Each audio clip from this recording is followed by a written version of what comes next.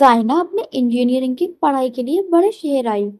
Hostel کی نئی زندگی تھی، دوستوں کا نیا سرکل اور سلیبس کا پہاڑ، سب کچھ نیا تھا۔ پہلے کچھ مہینے زائنہ پوری طرح پڑھائی میں ڈوبی رہی۔ صبح لیکچر، دن بھر لیب اور رات بھر اسائنمنٹ۔ ایک دن مغرب کی اذان سنی، پر وہ اسائنمنٹ ختم کرنے میں لگی رہی۔ اذان ختم ہو گئی اور اسے احساس ہوا کہ اس نے نماز چھوڑ دی۔ زائنہ کے دل میں ایک سوال اٹھا، یا اللہ، یہ کیا ہو رہا ہے؟ میں یہاں بہتر مستقبل کے لیے آئی ہوں، پر کہیں میں اپنا اصل مستقبل، اپنی آخرت تو کھو نہیں رہی؟ زائنہ نے اگلی صبح سب سے پہلے اپنی نیت ٹھیک کی۔ اس نے ایک چھوٹا سا نوٹ لکھ کر اپنی ٹیبل پر چپکا دیا، جس میں لکھا تھا، میری پڑھائی عبادت ہے، اگر میں اللہ کا حکم پورا کروں۔ زائنہ نے ٹائم ٹیبل بنایا تو سب سے پہلے اس نے نماز کا سلوٹ فکس کیا اور پھر اس کے آس پاس پڑھائی کا شیڈول رکھا۔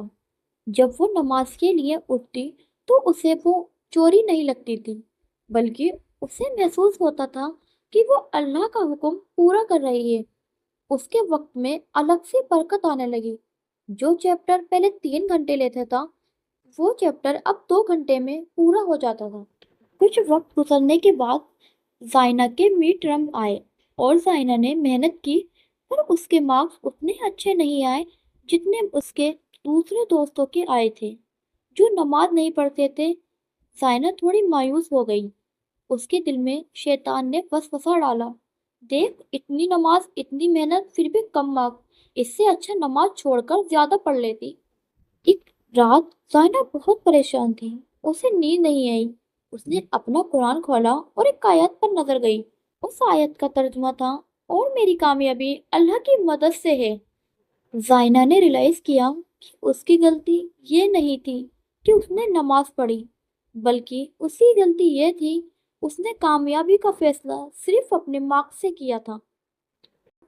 اس نے ہر بریک میں اور پڑھائی شروع کرنے سے پہلے صرف 3 بار سبحان اللہ و بحمدہ پڑھنا شروع کر دیا۔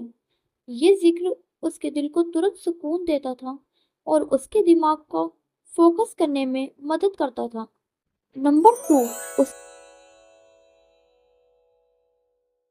نے شکر کرنا اسٹارٹ کیا۔ اس نے مارکس کی بجائے محنت کرنے کی طاقت دینے کے لیے اللہ کا شکر کرنا شروع کیا۔ اس نے سوچا، یا اللہ، شکر ہے کہ میں صحت مند ہوں، پڑھ سکتی ہوں۔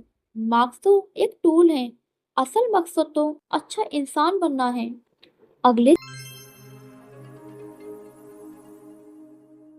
اگلے سیمیسٹر اس کے مارکس اچھے آئے، پر اب وہ مارکس کی غلام نہیں تھی۔ وہ رزلٹ سے زیادہ اپنے سفر پر خوش تھی جو اس نے اللہ کے ساتھ طے کیا تھا۔ یہ سکون اس کی سب سے بڑی کامیابی تھی۔ فائنل ایئر میں زائنہ کو ایک بہت ہی مشکل ریسرچ پروجیکٹ ملا۔ یہ پروجیکٹ اسے پوری رات لائبریری میں بیٹھنے پر مجبور کرتا تھا۔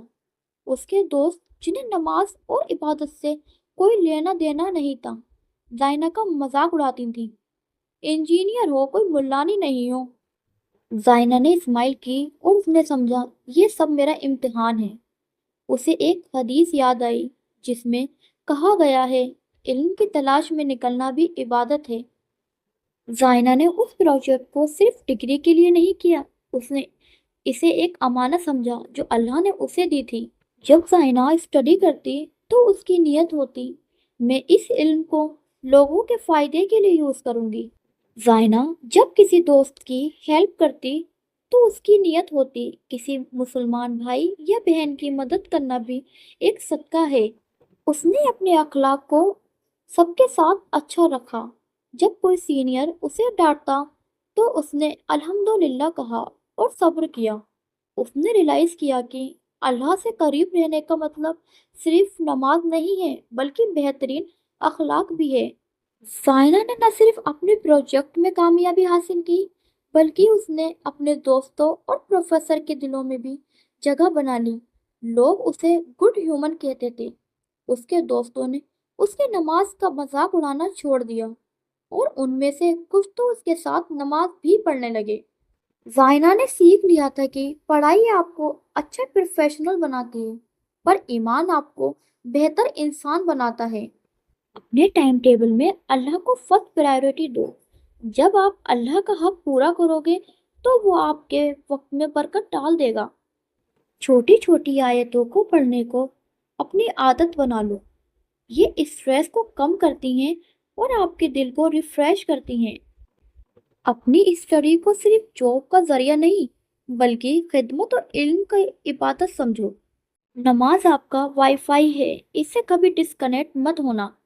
ذکر آپ کا اینٹی وائرس ہے، یہ اسٹریس اور وسوسوں کو دور کرتا ہے۔ تہجد آپ کی ٹربائن انجن ہے، یہ آپ کو وہ طاقت دیتی ہے جو کسی اور چیز سے نہیں مل سکتی۔ ڈیئر اسٹوڈنٹ، جب آپ اللہ کی طرف ایک قدم بڑھاتے ہیں تو وہ آپ کی طرف 10 قدم بڑھاتا ہے۔ جب آپ ایک اسٹوڈنٹ کی حیثیت سے اللہ کے قریب رہنے کی کوشش کرتے ہیں تو وہ آپ کی مشکلوں کو آسان کر دیتا ہے، آپ کی محنت میں برکت دیتا ہے اور سب سے ضروری آپ کے دل کو ہمیشہ سکون سے بھرا رکھتا ہے۔